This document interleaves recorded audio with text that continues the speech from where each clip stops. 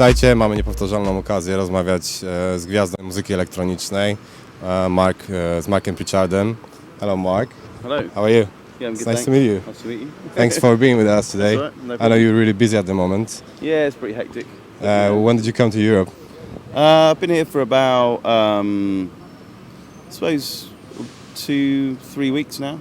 Roughly, yeah. Okay, it's all a blur. What is the plan? Mainly is it playing or Yeah, working on new stuff? Just touring mainly. Me and Steve Spacek are touring the Africa High Tech kind of project again. Right. So it's about 5 weeks of solid touring, with us together, kind of travelling around Europe. And there's a couple of other shows with Tom Middleton for an old project I had in the 90s. And yeah, so we've done, there's 3 gigs. One in October as well in Madrid. We've done the 2 global gigs now, so the rest of the tour is just Africa High Tech kind of stuff. How people are reacting on the Africa High Tech material? It's been great, yeah. It's been great so far. We did 2 months. Literally, we did 2 months, and then we were back for 2 months, and then we're just now doing another 5 or 6 weeks. So, the gigs have been really, really good. We just play what we want, and and the crowd seems to be responsive. We started off in the first gig was in Tokyo of this tour, and it was the best gig I've had in Tokyo for certain. The crowd were really responsive. Sometimes in Tokyo, it's different to playing in Europe or the UK because the crowds often they enjoy it in a different way. In the UK, if you play the kind of music we play, people jump around and go crazy. And in Japan, I've always found sometimes the response is muted, but people are still engaged. It's obviously a cultural kind of thing. Different culture, isn't it? Yeah, but this time people were definitely kind of getting down a bit more, so I was really happy. Okay.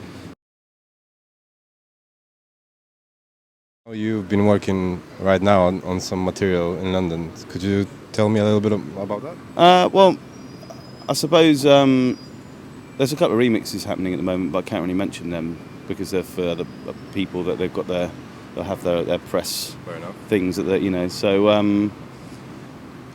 actually, when I get back, I've got to focus on an album that I've been trying to do for a long time under the name Reload, which is more avant-garde electronics, not about clubs. Yeah. So that's the next album that I'm focusing on myself. I did an album back in '93, and it was kind of, I suppose people would call it IDM, electronica kind of music in a way, but it's quite intense, quite industrial kind of sounding. And Steve Beckett, who runs Warp, it was one of his favourite albums from that period. So he kept asking me to do another one, for ages, years and years. And then I re-signed to do that. But then I also played in the Harmonic 3-on-3 project, and the Africa High Tech project happened.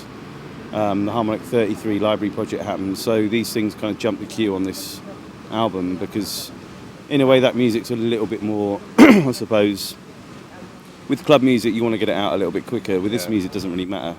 It's not linked to any scene or any trend or anything like that. Where it's just, it's not. It doesn't really matter when it comes out, to be honest. So, but I do need to get it done. So, I've got to make a real. Yeah, I've decided that next year I have to really focus on that one. Because I've been working on it for ages, but you can't be more than one person. Although I think I can be. In my head I think I can, but I can't. So I need to lock off next year to try and get that done. So that's what I'll be up to kind of next year. There will be some other Harmonic 3-on-3 things. There'll be some singles, some Africa High Tech singles, various other random New stuff. Yeah, new things. Things will definitely keep ticking along through next year. But I need to get into that. I need to disappear to do that stuff.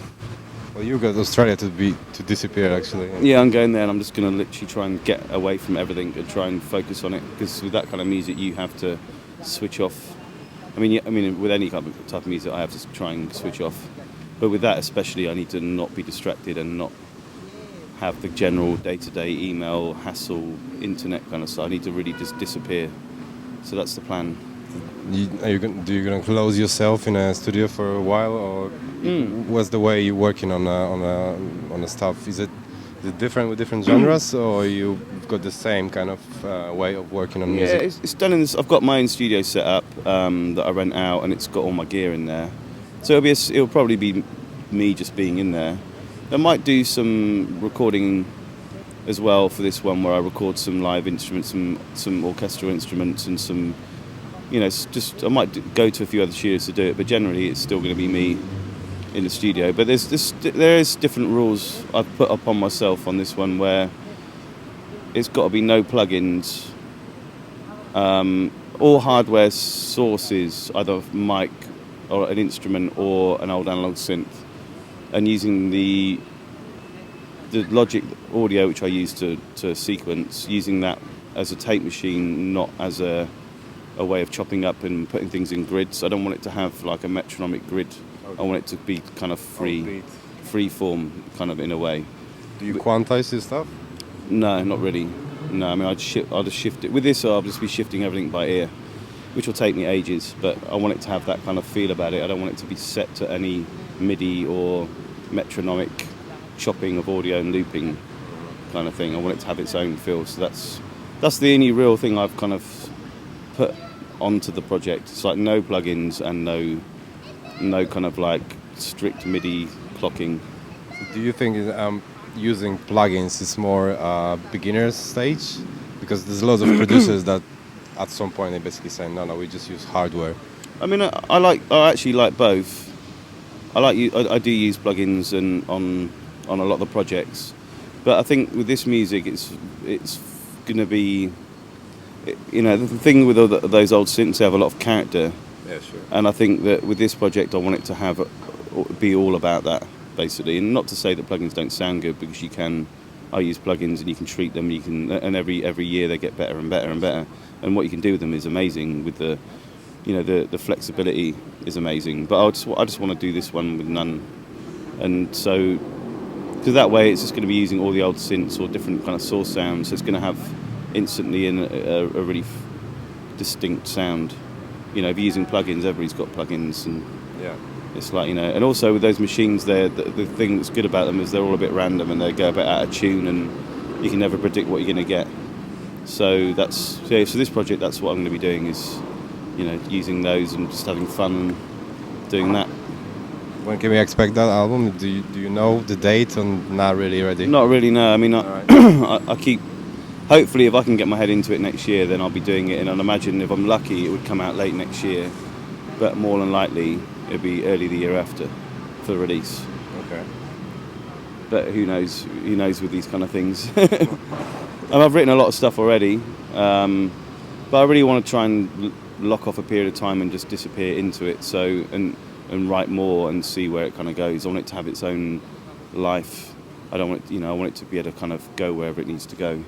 And luckily next year, touch wood, I'm going to have the time to do it. And got some wood. Not that, yeah, I'm not really suspicious or superstitious or whatever, but yeah, just in case. Yeah, definitely, yeah. So yeah, I've kind of like got a lot of work done. There's a few things I want to finish before I start it. So I've got some steady releases coming out, and some things I've had sitting around for ages that just want to get out, kind of thing. And then it's like, main focus is that. Can we talk a little bit, few words about Africa High Tech? Why Africa High Tech? It's quite a surreal name to me. Yeah, I mean, I think Steve came up with the name. I suppose we kind of talk a lot about, because we've been both producing music for a long time, and we've seen lots of different styles come and go, and we've always different genres, different tempos. And I suppose ultimately the thing that we've always felt is the music that we're drawn to has a kind of certain rhythmic sensibility and bass sensibility, and you can trace that back to Jamaican people moving to the UK and bringing their culture with them. I mean, Steve's mum was from Jamaica originally. That happened through the 50s and 60s, and that from them bringing their music through, it kind of like, if you notice, a lot of English dance music has the influence of dub, even like punk music, and there's that influence started coming through into different kind of forms of music, but really strong in electronic music from, I suppose, the 80s and 90s. There was, when English people did techno, like the early Warp releases, for example, they were techno sounding, but they had massive basses in them. and it's because in Sheffield there was a big Jamaican population. There'd have been sound systems. Even in Yeovil, where I grew up, there was a reggae sound system, and there was a pirate radio back in 1990. So my first time I ever, I'm hearing dance music as I go out to the local club. I'm hearing one room dancehall reggae and another room maybe hip hop and early electronic kind of music, but I'm hearing on a reggae system. So it means you're hearing the bass frequency.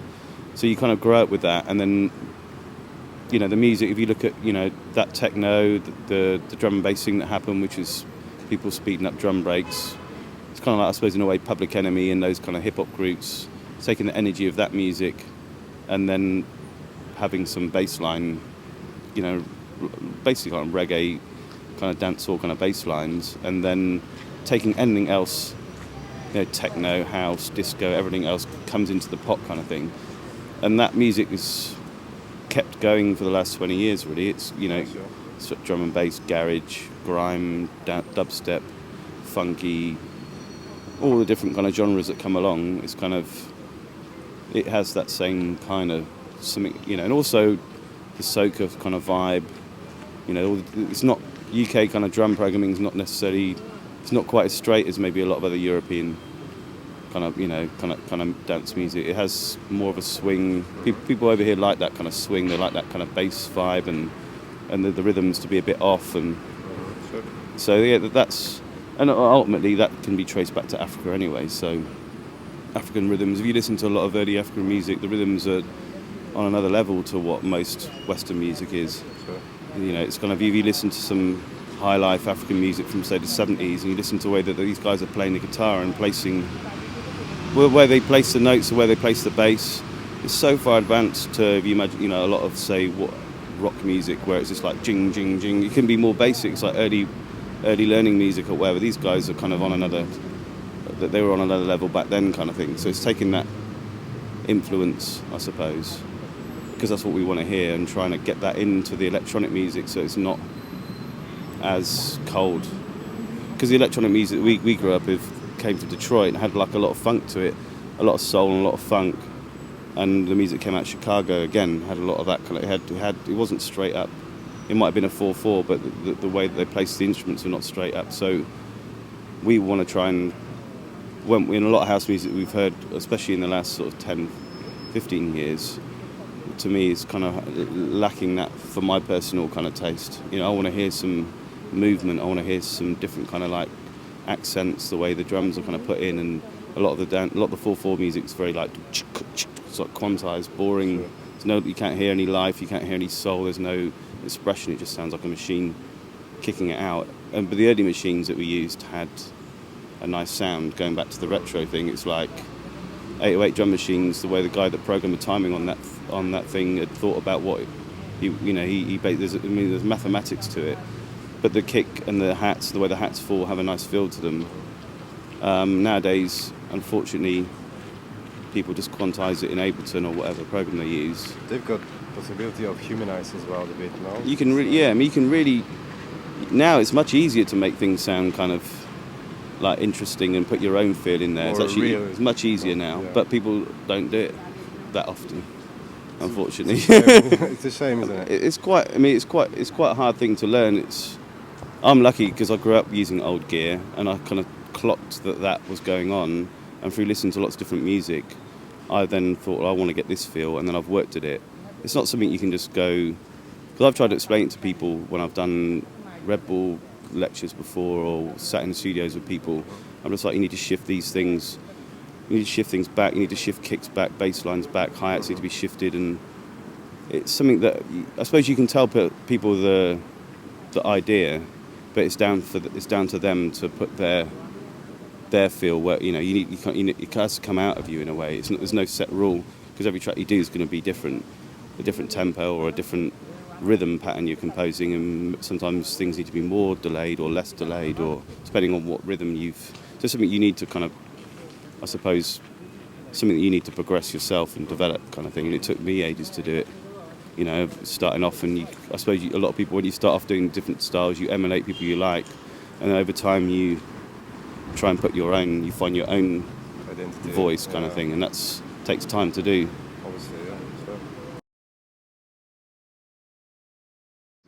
kind of artists are you listening right now? Who's this, in terms of interesting sound or new sound? I mean, in the last year or so, I've liked a lot of the footwork that's been coming out of Chicago. Planet Me have been releasing a lot of that. I just find it really fresh and exciting, like a form of dance music to come out of. It's probably the most exciting form of dance music to come out of America, specifically Chicago, it seems, for a long, long time. And it was interesting that the rhythms again they're just straight up to me like African rhythms. The juke thing and the booty thing was more like an electro kind of vibe, but the new footwork rhythms, they just sound like African rhythms to me. It sounds in the same way grime has that rhythm and has that kind of, and it has the energy of early rave and drum and bass and the naivety to it. But basically, it's been made for people to battle dance. It's a battle dance kind of. Originally, that's what the music's for. So yeah, I mean, that stuff I've really liked. Other than that, still some hip hop things like Hudson Mohawk and Rusty and they're really good. Those kind of guys coming through, doing great stuff. Dorian Concept, I really like. Excuse me. He's crazy, isn't he? Yeah, amazing. Love yeah, and really beautiful kind of chords he does as well. As well as he does some mad, crazy hype ones, but also he's got a great musicality to what he's Chilled doing. out stuff is really good as well. Very musical. So yeah, I'm really into that, and then I quite like there's some grime that there's bits and pieces of grime. I basically kind of check. I'm listening to bits of dubstep, bits of grime. I like that Swamp 81 and the kind of like the 135 thing that's kind of been happening where you got people like Short Stuff and Brackles and all those guys that are on Swamp 81 doing their thing. I like some of that and the Addison Groove kind of thing. And as for the dubstep thing, it's been a little bit more difficult in the last sort of year or so for me to find stuff that I like. But there's definitely still the Deep Medi label still doing great things. Mala, I'm always any Mala things. I'm lucky I get bits and pieces off him. Koki's still I think doing amazing things. Pinch, there's people kind of pushing that kind of, I suppose, the original idea of what dubstep was, but still trying to move it forward. They're the kind of people I kind of look to for that side of things. I'm not really into the kind of heavy metal American kind of side of it. It's just not my. It's not very popular over there, isn't it? It's massive in America, and it's been massive everywhere for a little while. But the problem that I have with that is that they've forgotten about the reggae and they've forgotten about the subtle things that make dubstep what it is. So they've just taken the one part of it and it's gone with just that. But for me, without the original foundation of the idea, it basically becomes heavy metal, and that's why it's doing quite well, because there's lots of people that like that.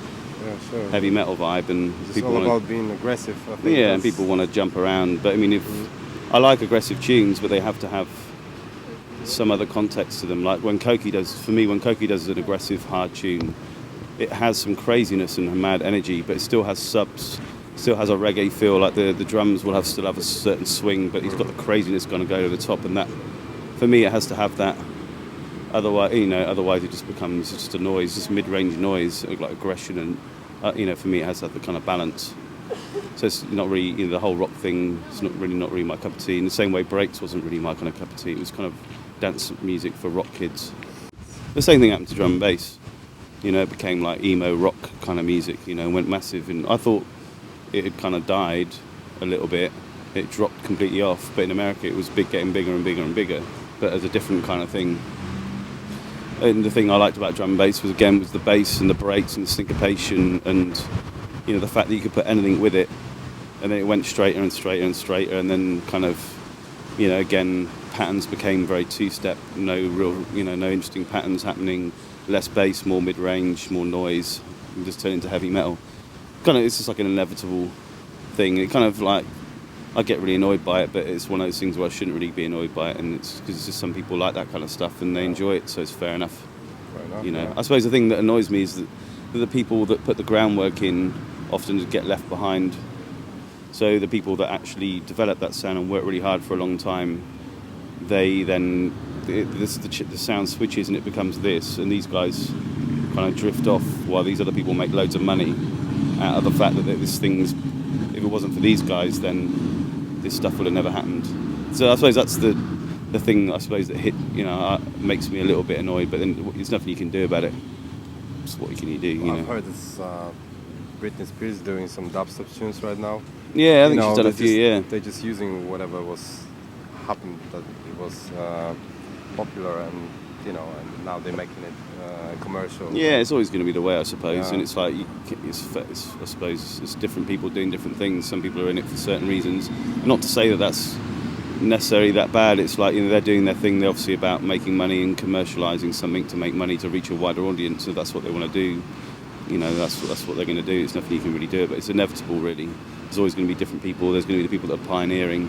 But in the back of my kind of mind, I always just get that thing of just like, I wish it could be a different way. I wish the people that put the hard work in kind of early on and played to nobody and got told the music was shit and got no money are actually making these mad £100,000 deals for producing big artists. I mean, some of them are. So, there are some people are kind of have got into that world, and some people are getting a little bit of a payback. But yeah, generally, it's not really the people that should be in there. But I agree with Thank you very much, Mike, Yeah, no for your time. Yeah, cheers for being patient. I hope you're gonna enjoy the rest of your time in Europe, and then have a rest in Australia, Yeah, cheers, man. and a great time working on your new album. Cool.